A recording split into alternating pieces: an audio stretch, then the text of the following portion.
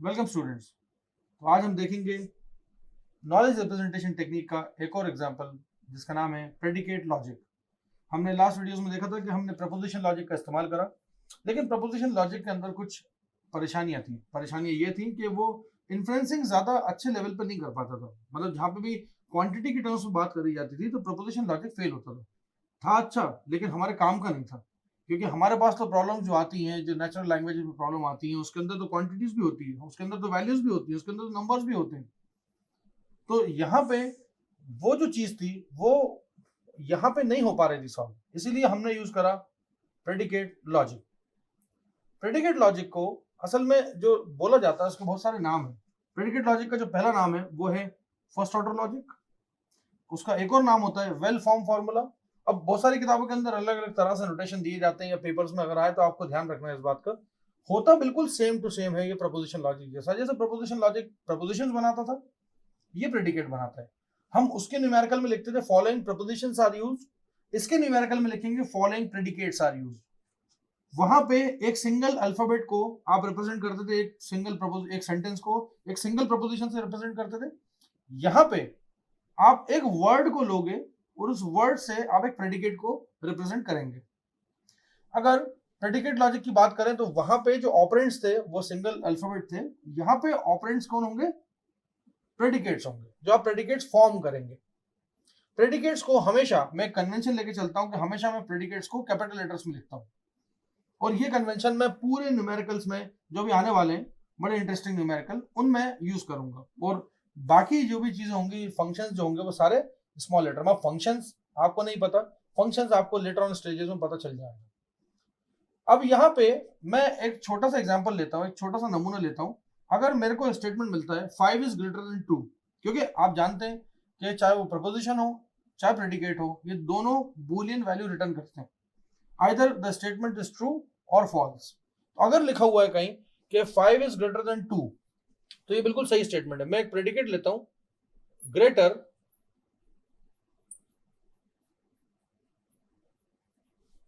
x, y।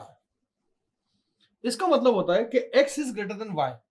अब मान लीजिए x और y के अंदर मैं वैल्यू पुटअप करूंगा और मैंने लिखा, मान लीजिए फॉर एग्जांपल मैंने लिखा ग्रेटर 5,2। तो क्या ये स्टेटमेंट ट्रू है? बिल्कुल ट्रू है, क्योंकि x, y का मतलब ही यही होता है x is greater than y।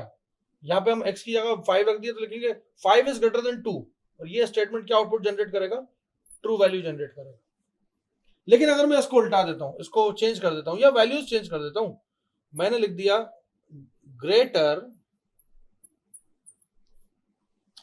2,3। इसका मतलब क्या है? इसका मतलब यह है कि 2 इज ग्रेटर देन 3। तो क्या ये स्टेटमेंट ट्रू वैल्यू देगा? नहीं, ये स्टेटमेंट जो है वो फॉल्स वैल्यू देगा। लेकिन अगर मैं इसी प्रेडिकेट में आगे नेगेशन लगा देता हूं तो इसका मतलब क्या होगा? 2 इज नॉट ग्रेटर देन 3। अब ये स्टेटमेंट जो होगा ये फॉल्स से क्या बन जाएगा? ये ट्रू बन जाएगा। आप देख सकते हैं कि यहाँ पे स्टेटमेंट जो है, अगर आर्गुमेंट सेटिस्फाई नहीं हो रहे तो हम स्टेटमेंट्स के अंदर नेगेशन लगाने की कोशिश करें। मतलब ये दिखाना चाह रहा हूं मैं कि यहाँ पे ये दोनों तरह की सिचुएशंस आ सकती हैं। ऐसा भी हो सकता है प्रेडिकेट, ऐसा भी हो सकता है। और कभी हर एक सिचुएशन के अंदर आर्गुमेंट्स के हिसाब से उसकी वैल्यू ट्रू होती है, और आर्गुमेंट्स के हिसाब से और प्रेडिकेट के खुद के नेचर के हिसाब से उसकी वैल्यू फॉल्स होती है। जैसे अगर मैं ग्रेटर एक्स वाई की बात करूं तो मैं एक्स वाई से ऐसा भी लिख सकता हूं प्रेडिकेट एक। जैसे इसी एग्जांपल को अगर मैं लेता हूं तो मैं यहां लिखता हूं फादर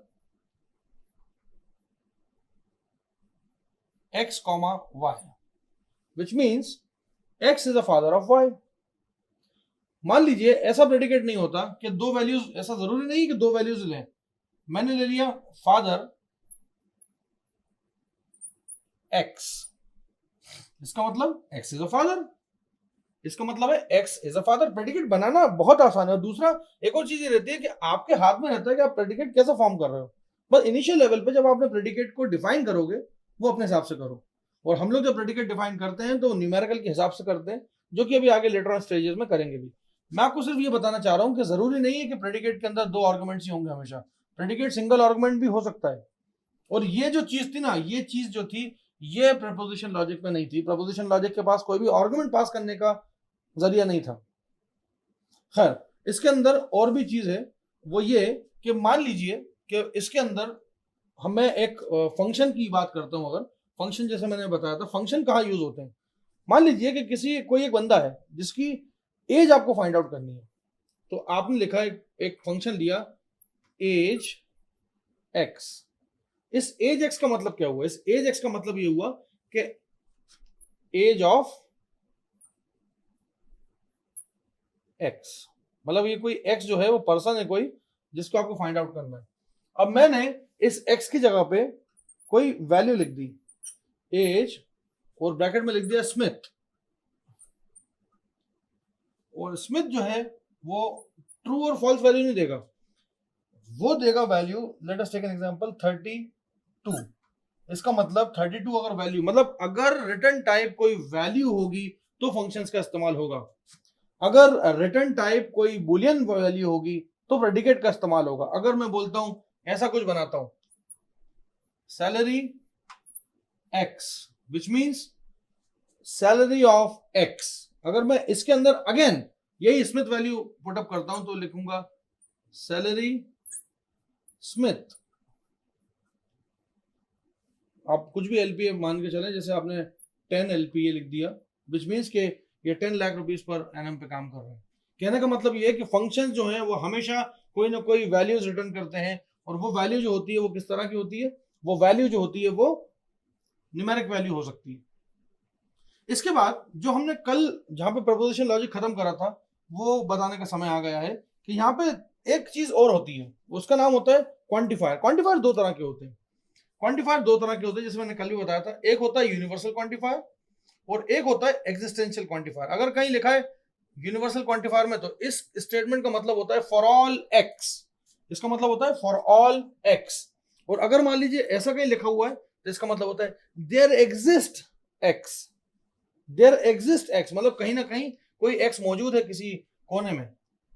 और फॉर ऑल एक्स मतलब जितने भी एक्स मौजूद है उन सबके लिए अप्लाई होता है। तो यूनिवर्सल और एग्जिस्टेंशियल क्वांटिफायर, ये इसका एक और चीज होती है। तो मैंने आपको जो बताया वो मैं फिर से एक बार रिवाइज कराता हूं, एक बार फिर से रिकॉल कराता हूं कि प्रेडिकेट जो होते हैं वही ऑपरेंड होते हैं। जो प्रेडिकेट होते हैं, प्रेडिकेट जो होते हैं वही ऑपरेंड होते हैं। नंबर दो पे मैंने बताया कि यहां पे फंक्शंस होते हैं। नंबर 3 पे बताया कि यहां पे क्वांटिफायर होते हैं।